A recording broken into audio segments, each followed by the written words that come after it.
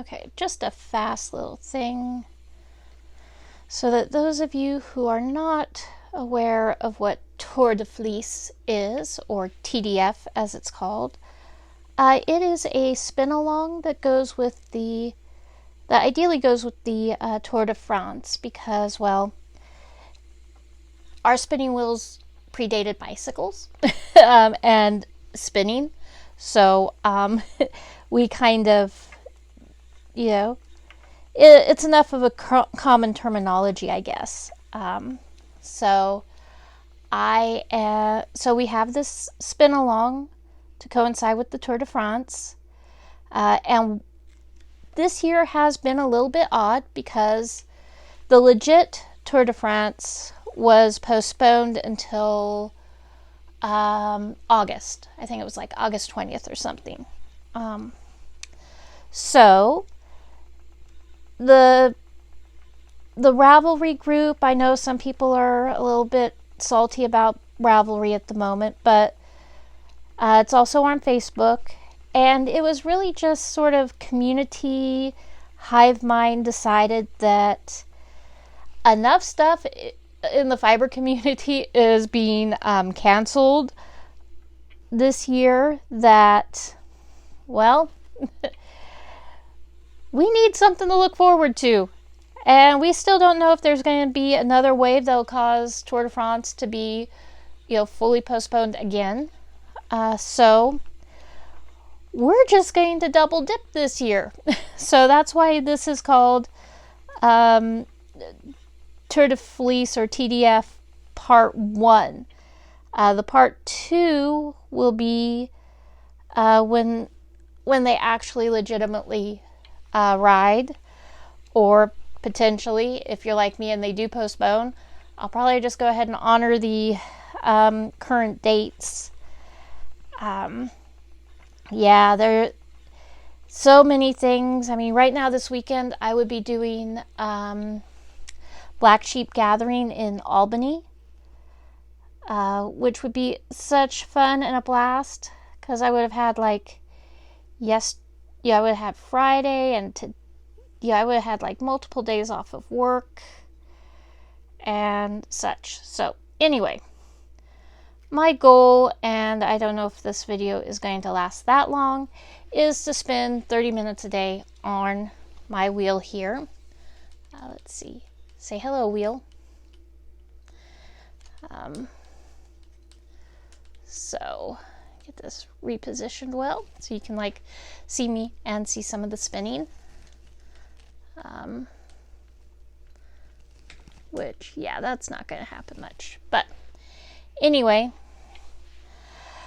so yeah, this has been something to look forward to. I did not prep as much as I wanted to.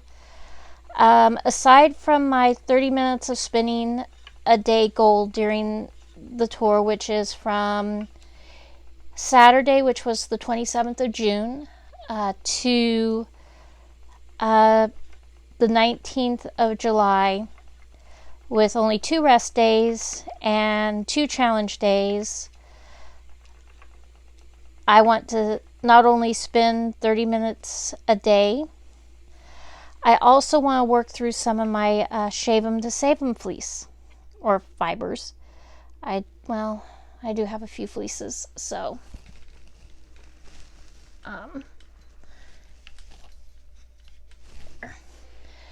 so anyway, that is that. I don't know if this is going to be we're already at 4 minutes, so this is probably going to just be a rambling on the YouTube. But yes.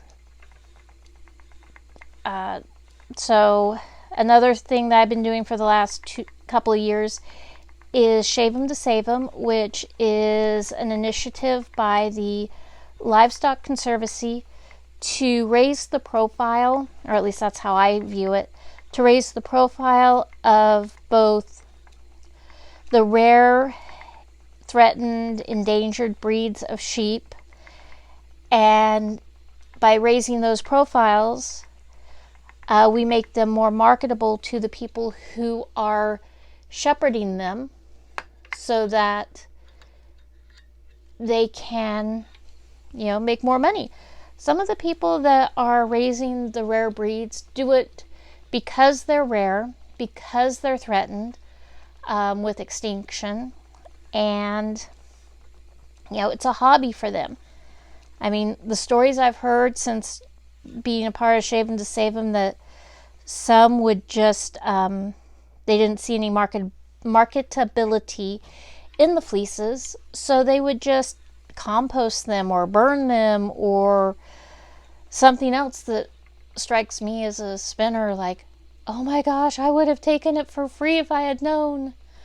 But yeah, so now they're getting at least a few pennies for their sheep, and realizing that there is a market that really, really wants their fleeces. I've got some that I still have to process, but I'm going to work through what I've got processed. Hair.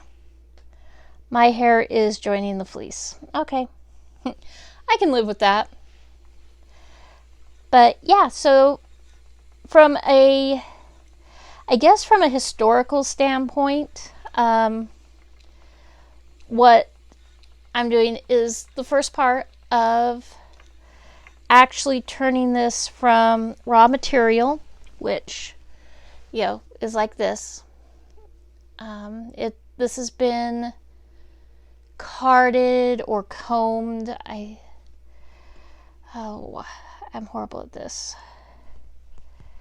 Let's see. Okay, fibers are not totally in line, so this must be carded. So this is woolen prep, maybe? I don't know. I still have trouble with that part. A lot. Tons of it. But anyway, regardless of that, I am doing a short forward draw. It's my go-to. And the fiber that I'm spinning is Shetland, which is actually, I think it's a little bit more, over here in the States, it's a little bit more rare. But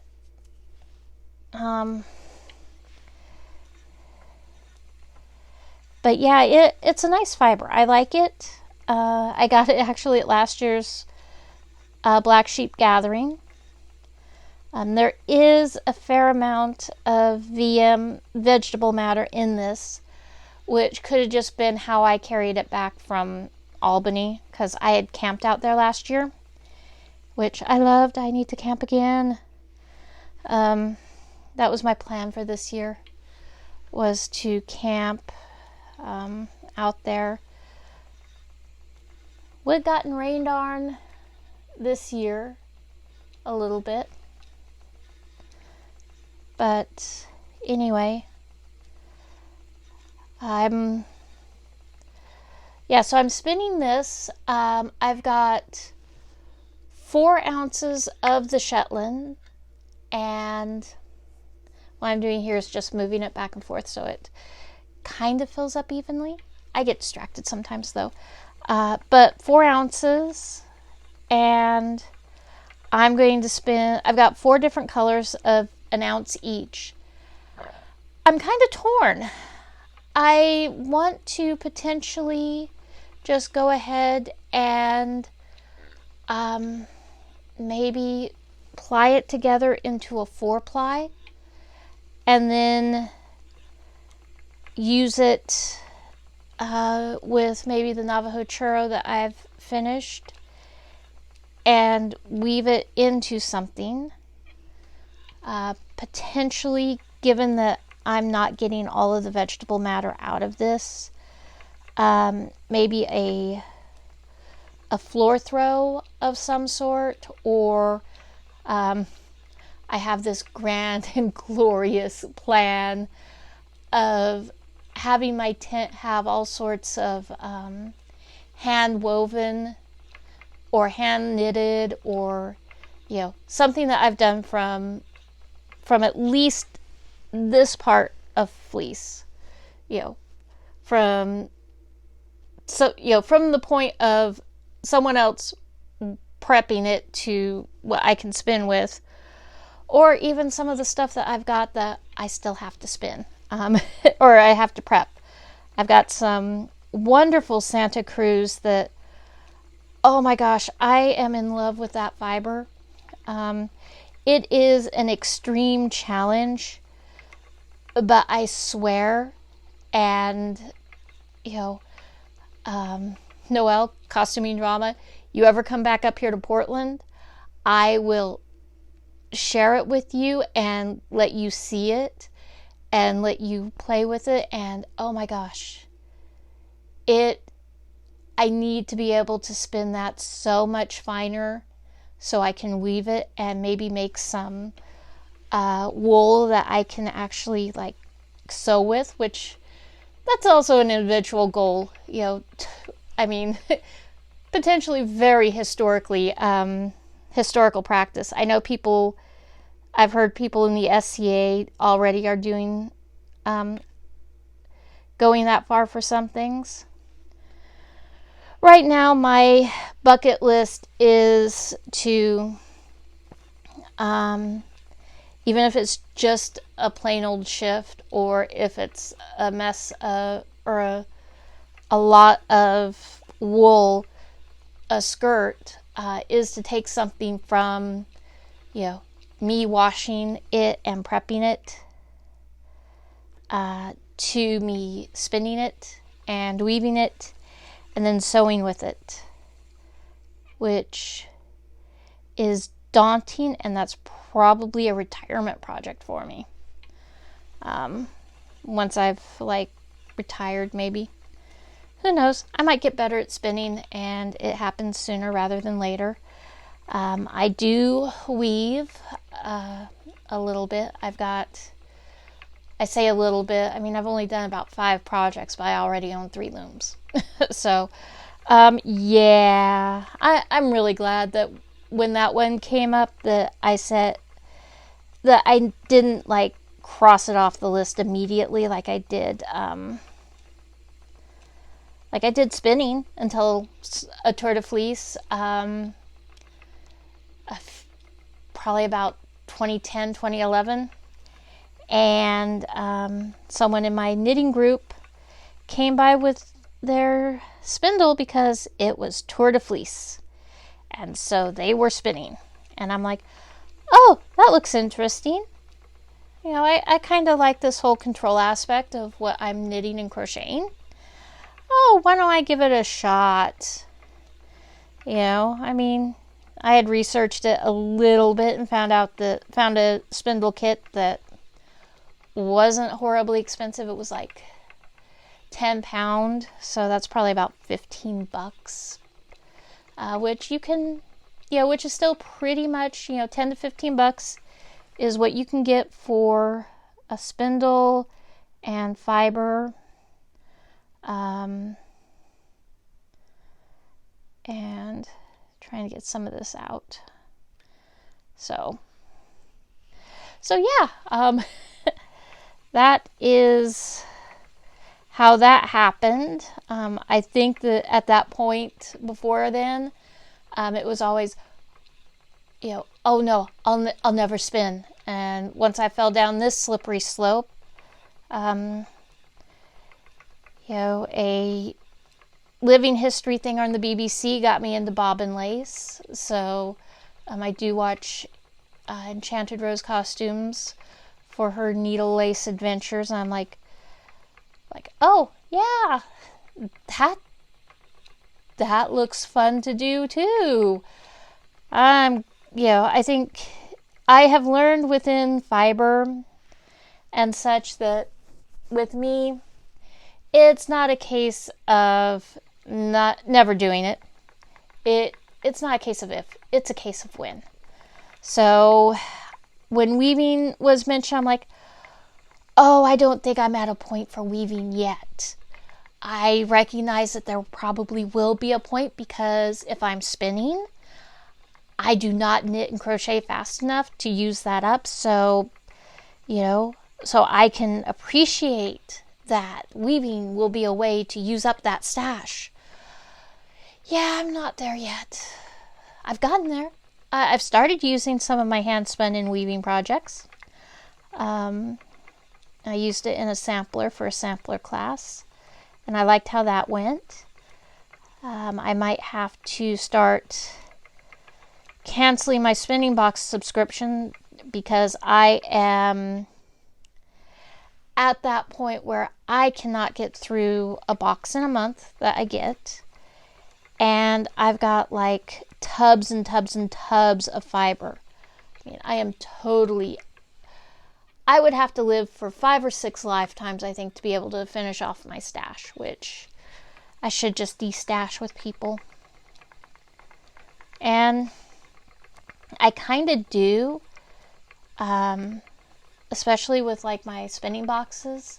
There's some there that I like, and I keep the ones I like, but I'm more than willing to, if I'm doing like a spin in public and I've got trial-y type stuff, I will let people go away with it. One of my friends who has kids, and she spins, and her kids are interested in it enough that I'll give them bits of fiber to play with, and it's the stuff that I don't mind. So yeah, yeah, and I'm kind of just rambling. I like it. I might just flip over to Instagram Live. I think this is nice. Just tell people to ignore the tea setup in the back. Tea's important when you're spinning. So, but yeah.